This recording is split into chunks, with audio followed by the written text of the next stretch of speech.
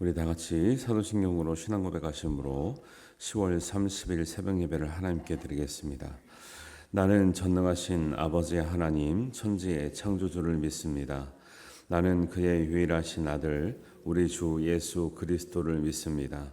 그는 성령으로 잉태되어 동정녀 마리아에게서 나시고 본디오 빌라도에게 고난을 받아 십자가에 못 박혀 죽으시고 장사된 지 사흘 만에 죽은 자 가운데서 다시 살아나셨으며 하늘에 오르시어 전능하신 아버지 하나님 우편에 앉아 계시다가 거기로부터 살아있는 자와 죽은 자를 심판하러 오십니다.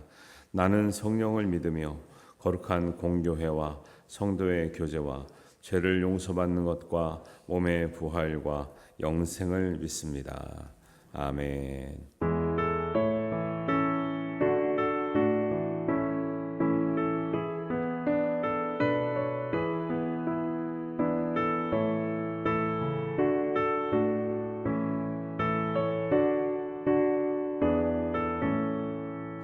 나의 죄를 정케 하사 주의 일꾼 삼으신 구세주의 넓은 사랑 항상 찬송합니다. 나를 일꾼 삼으신 주 크신 능력 주시고 언제든지 주 뜻대로 사용하여 주소서. 내게 부어주시려고 의대에 미하신 주의 은혜 채워주사 능력 있게 하소서. 나를 일꾼 삼으신 주 크신 능력 주시고 언제든지 주 뜻대로 사용하여 주소서.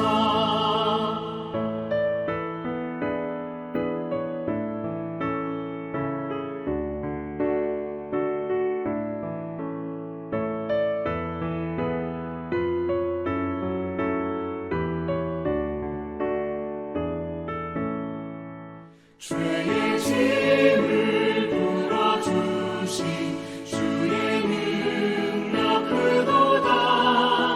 나를 피로 사신 예수 내 맘속에 오소서. 나를 일꾼 삼으신 주 크신 능력 주시고 언제든지 주 뜻대로 사용하여 주소서. 주여 내게 성령으로 충만하게 채우사 생명수가 강물처럼 흐르게 하옵소서. 나를 일꾼 삼으신 주 크신 능력 주시고 언제든지 주 뜻대로 사용하여 주소서.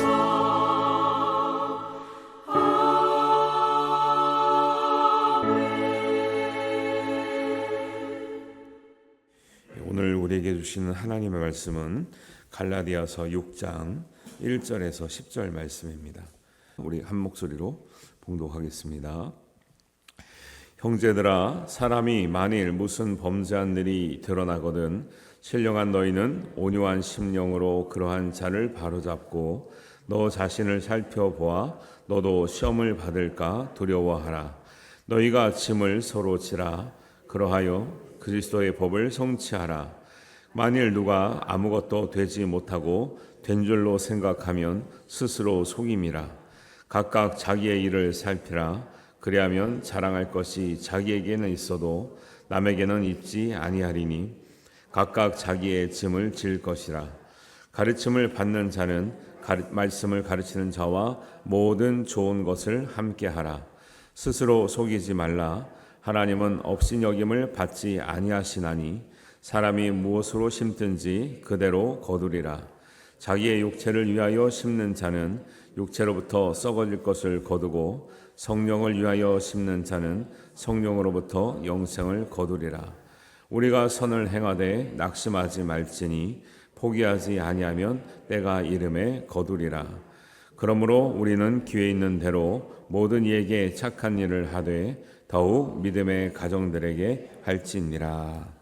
아멘.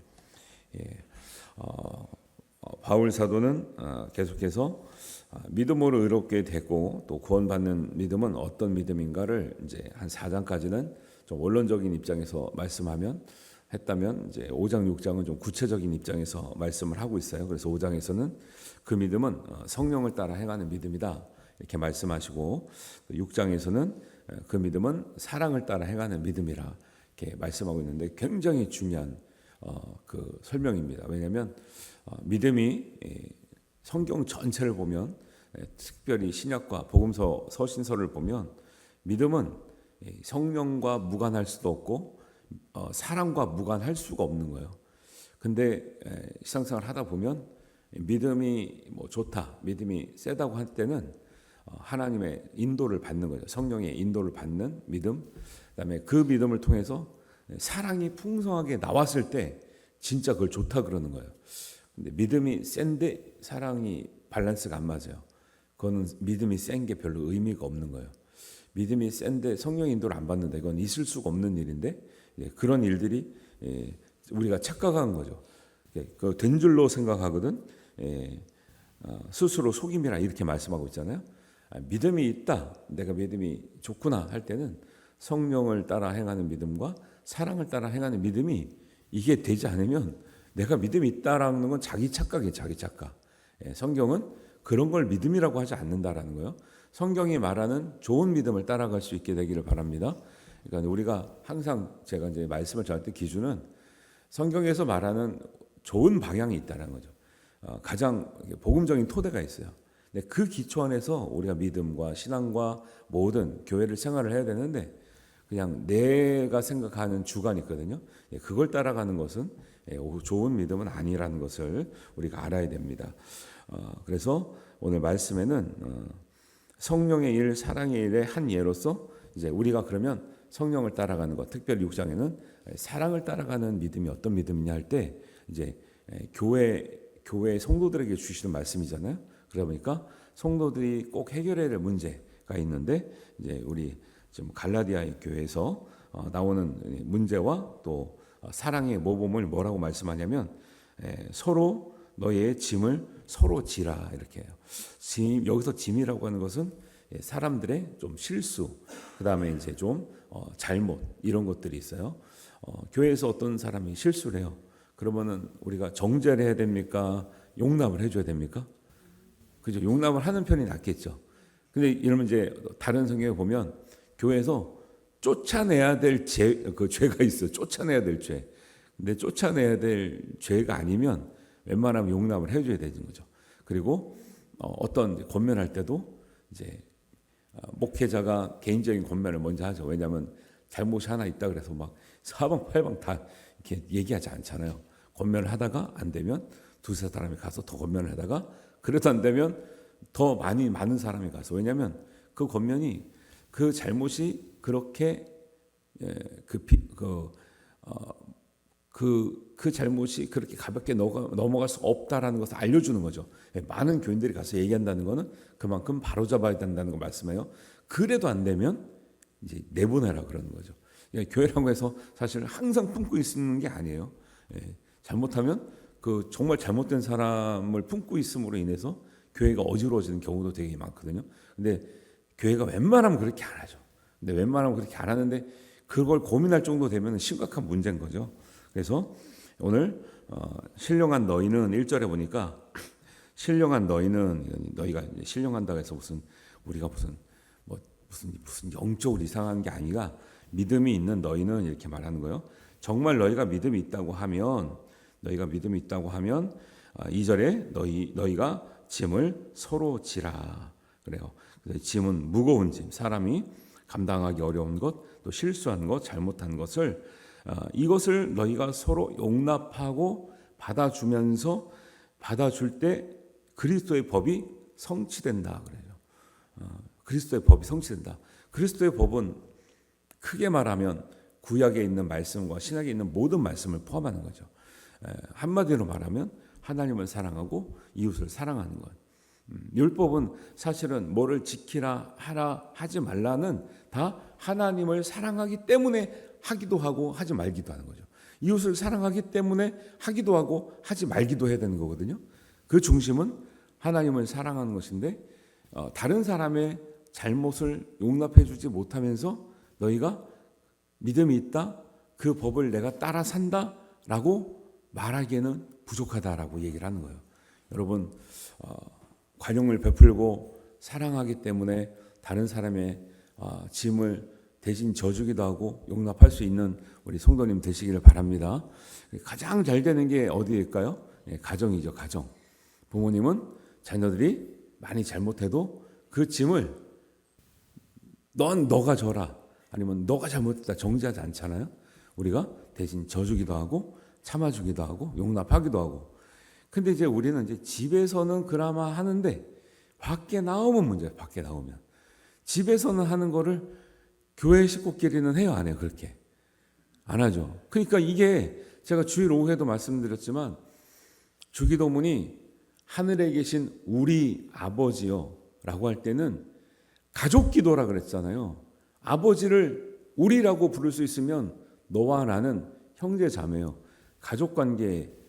우리 아버지라고 부를 때 너희는 그냥 그렇게 부르면 기도응답이 잘 돼서 부르는 게 아니라 우리 하나님 아버지라고 부를 때 너희가 가족인 것을 생각하면서 기도하라는 거예요. 가족인데 그럴 수 있냐는 거예요. 가족인데 용납 안 할 수 있냐는 거예요. 가족인데 정죄할 수 있냐는 거예요. 이런 전제가 깔려 있는 거죠. 그래서 하늘에 계신 우리 아버지 주기도문 우리 끝날 때도 하잖아요.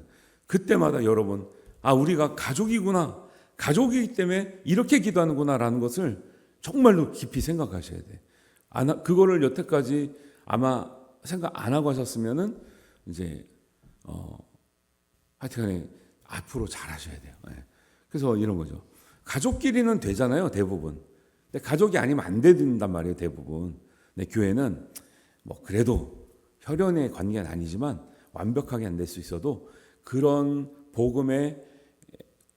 그 복음의 입장에서 계속 우리가 하나님의 법을 그리스도의 법을 이루어가는 것이 온전한 믿음이다라고 말씀하고 있다라는 거죠.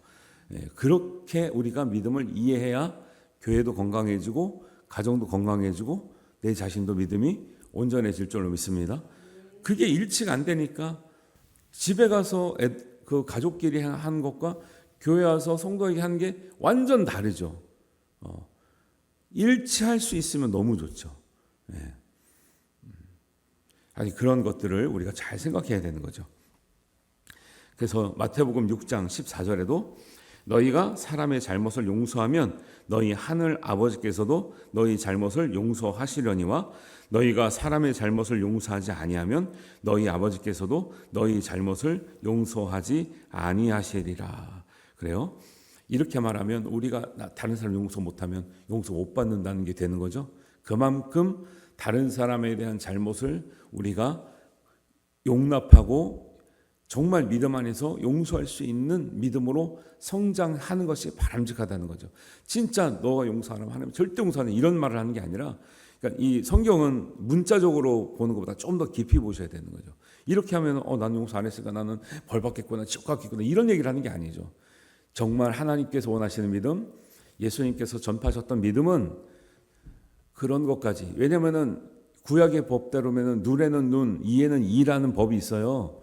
그러니까 다른 사람의 잘못을요, 내가 손해를 봤다. 그러면 복수법이라거든요. 똑같이 해주는 거예요. 아니 구약 성경에 그런 말씀이 있어요, 없어요? 있다니까요. 그러니까 구약적으로 가면 내가 한 대 맞았으면 너도 한 대. 근데 내가 한 대 맞았을 때보다 더 세게 때리겠어요? 똑같이 때리겠어요? 사람이? 더 세게 때릴 수밖에 없다니까. 왜? 피해자는 억울하기 때문에. 그러니까 우리가 사회적으로도 안타깝지만 정말 더 안타까운 건 뭐냐면 피해자들이 뭐예요? 그 가해자를 막 사형시켜 달라고 물론 그 사람 너무 잘못했죠. 그런데 이제 용납하지 않는 이런 분위기가 있잖아요. 막 사형시켜 달라, 종신 막 시켜 달라. 이해 가죠. 얼마나 큰 피해를 입었으면. 근데 이제 사람이라는 게 그렇다니까요. 내가 피해 당한 만큼 돌려주고 싶은 게 사람인 거예요. 근데 그렇게 사니까 우리 중국 영화 보면 항상 아버지가 돌아가시면 자녀들이 뭐예요? 평생의 칼을 갈고 있죠. 평생의 복수의 칼을 갈고 있죠. 그러면 그 자녀가 커가지고 이제 확 무술이 실력이 뛰어나가지고 그 상대방이 또 아버지를 죽였어. 그러면 그 자식은 또 뭐 하고 있어요? 또 평생의 복수의 칼날을 갈고 있죠. 이게 사람이란 거예요. 복수를 하려고 하고 해야만 하는 이 마음이 사람 마음인데, 이런 것이 구약 성경에도 나오고 고대법에는 대부분 다 나와요. 그런데 예수님 오셔서는 오른밤을 맞으면 왼밤을 돌려대라. 겉옷을 달라 그러면 속옷을 줘라. 오리를 가자 그러면 심리를 가져라. 야, 이거는 있을 수가 없는 거죠. 구약적인 개념으로는 있을 수가 없는데 예수님 뭐라고 말씀하세요? 너희는 그렇게 살아야 된다. 그것이 진짜 구약에서 말씀하셨던 하나님의 법의 정신이라는 거예요. 근데 그걸 모르고 법대로 합시다 이랬거든요. 구약의 율법사들, 제사장들, 바리새인들이 다 뭐라면 법대로 합시다. 법대로 했으니까 너는 정죄, 법대로 했으니까 우리는 마땅히 천국. 그런 거 없다는 거예요. 법대로가 아니라 법의 정신을 따라 살 때 하나님께서 그 믿음을 기뻐하시고 그 믿음을 의롭다고 여겨주시는 거지, 법대로 했다고 의로워지는 게 아니더라는 거예요. 그게 조금의 차이인 것 같은데 엄청나게 큰 차이를 말하고 있는 것이죠. 내가 실수가 있는 사람이라고 하면, 완벽하지 못하다고 사람이라고 하면 완벽하지 못한 사람을 용납해야 된다는 거죠. 근데 우리가 다른 사람을 비난할 때 사실 돌아보면 나도 그런 잘못하거든요. 근데 상대방이 잘못할 때만 막 열을 올라가면서 얘기를 하죠. 근데 우리도 똑같은 실수 많이 하거든요. 더한 실수도 하고, 이런 것들을 생각해야 우리가 된 사람이다라고 말하고 있죠. 3절에 보니까 만일 누가 아무것도 되지 못하고, 믿음이 되지 못하고 된 줄로 생각하면 스스로 속인다는 거죠. 여러분, 우리 믿음이 됐습니까? 그렇게 자신 있게 말하기가 어렵잖아요.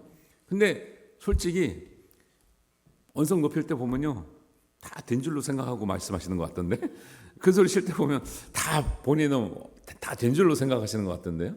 그런 거예요, 사람이.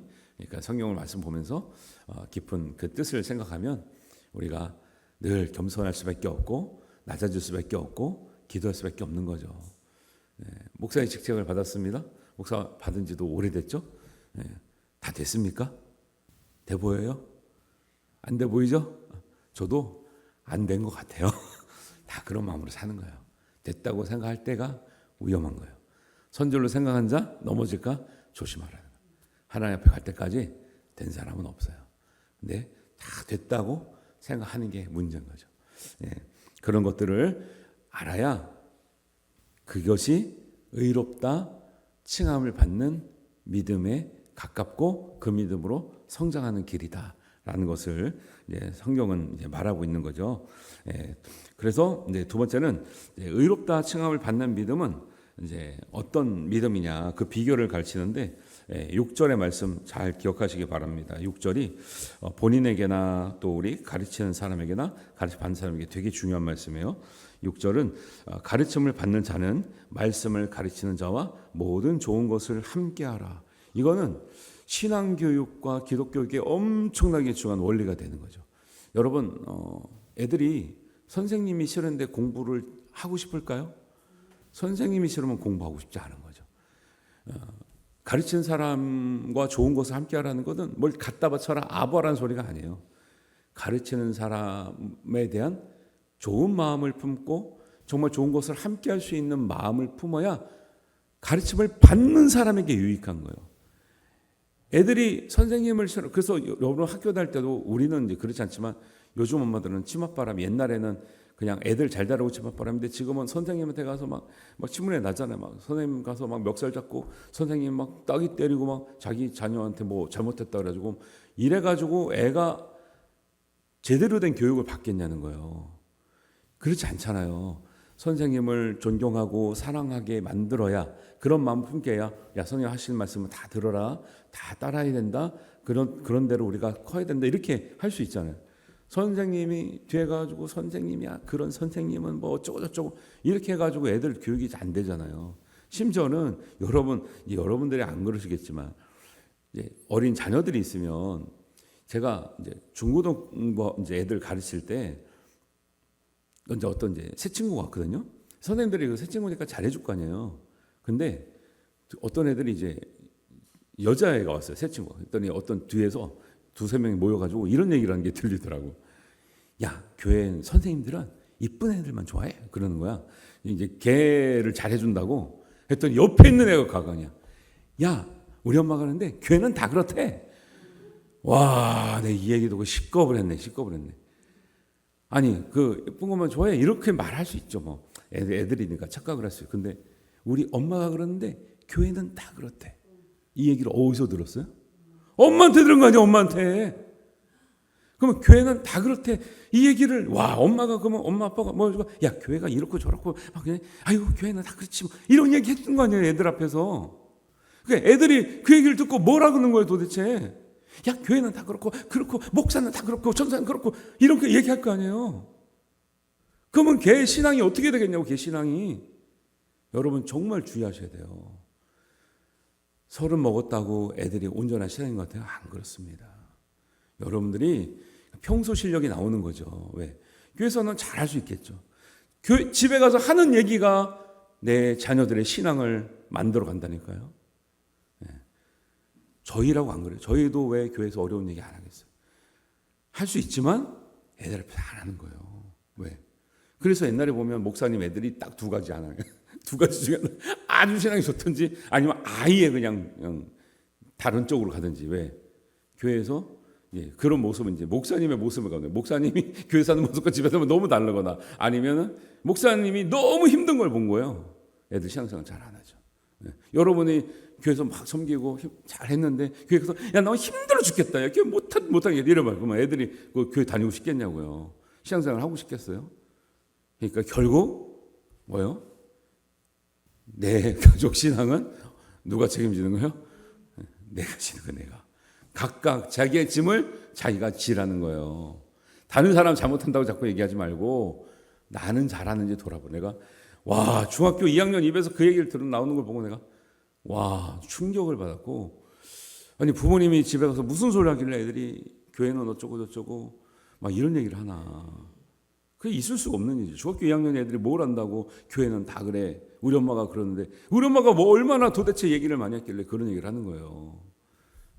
가르치는 그러면 벌써 걔네들 어린 마음에 목사님을, 전사님을 교회를 바라볼 때 그런 거면 그런 마음인데 교회에서 가르쳐 주는 것, 교회에서 하자는 걸 하겠냐고. 그런 거 너무너무 중요합니다. 가르침을 받는 자는 말씀을 가르친 자와 좋은 것을 함께하라, 이런 마음을 품으시고요. 잘 가르칠 수 있게 되기를 바랍니다.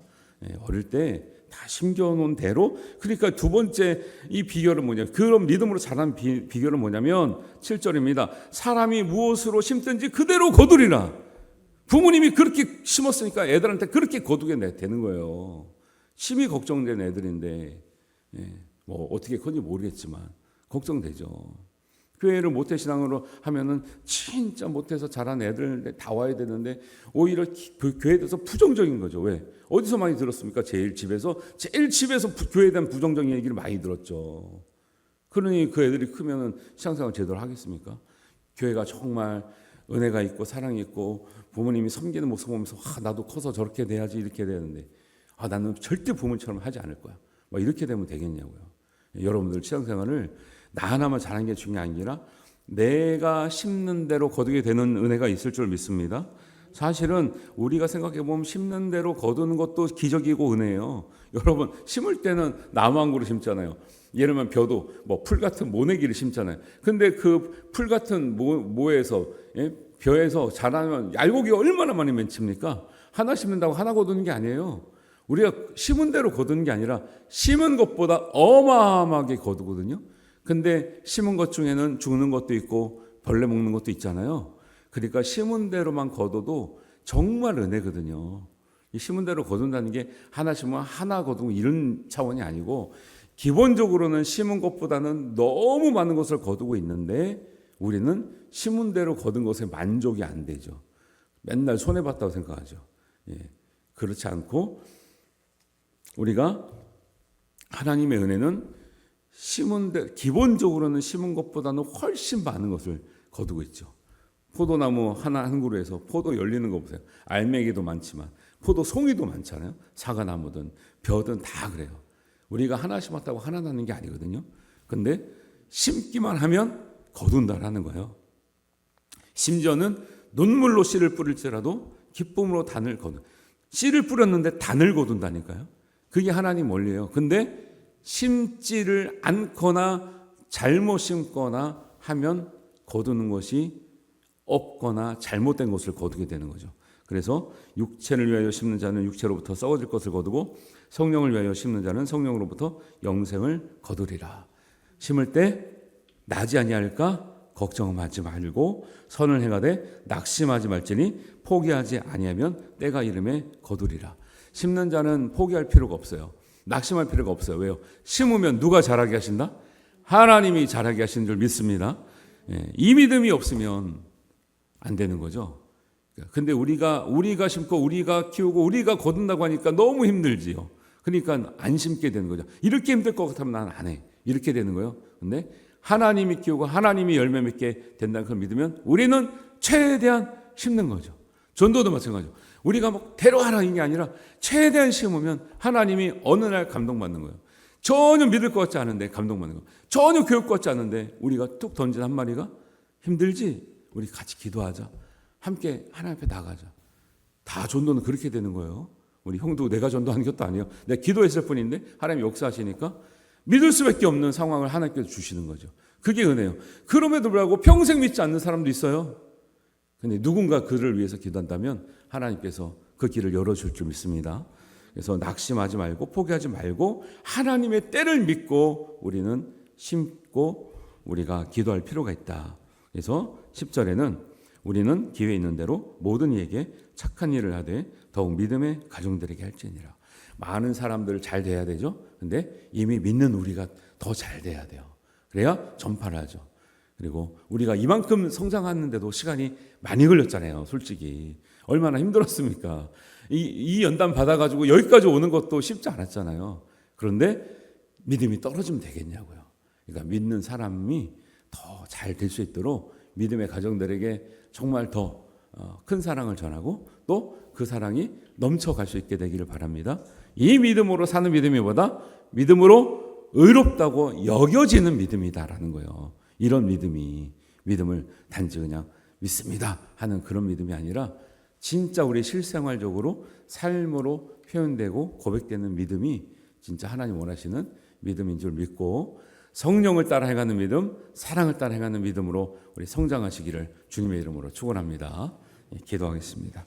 하나님 아버지 은혜를 감사합니다. 오늘 서로의 짐을 지면서 각자를 우리 살피면서 우리가 하나님을 말씀하시는 성령을 따르는 믿음, 또 사랑을 따르는 믿음이 무엇인지 배웠습니다. 낙심하지 아니하고 포기하지 아니하고 하나님을 믿고 뿌리게 하시고 심게 하시고 거두게 하여 주시옵소서. 하나님께서 우리의 삶을 통해서 많은 열매 주실 줄로 믿사옵고 우리 주님 예수님의 이름으로 기도하옵나이다. 아멘. 하늘에 계신 우리 아버지, 아버지의 이름을 거룩하게 하시며 우리 아버지의 나라가 오게 하시며 아버지의 뜻이 하늘에서와 같이 땅에서도 이루어지게 하소서. 오늘 우리에게 일용할 양식을 주시고 우리가 우리에게 잘못한 사람을 용서하여 준 것 같이 우리 죄를 용서하여 주시고 우리를 시험에 빠지지 않게 하시고 악에서 구하소서. 나라와 권능과 영광이 영원히 아버지의 것입니다. 아멘.